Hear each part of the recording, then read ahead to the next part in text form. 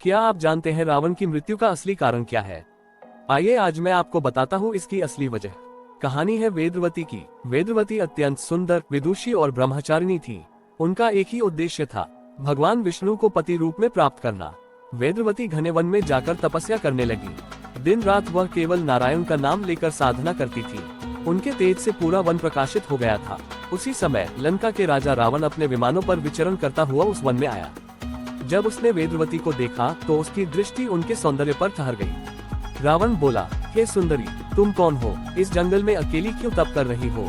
तुम्हारे जैसी सुंदरी को किसी राजा की रानी होना चाहिए। मेरे साथ चलो, लंका की महारानी बनो। वेदवती ने शांत स्वर में उत्तर दिया, मैं भगवान विष्णु को पाने के लिए तप कर रही हूँ और तुम्हारे समान अधर्मी से विवाह तो दूर, मैं बातचीत तक नहीं करना चाहती। ये सुनकर रावण का अहंकार भड़क उठा। उसने जबरदस्ती वेदवती का हाथ पकड़ लिया।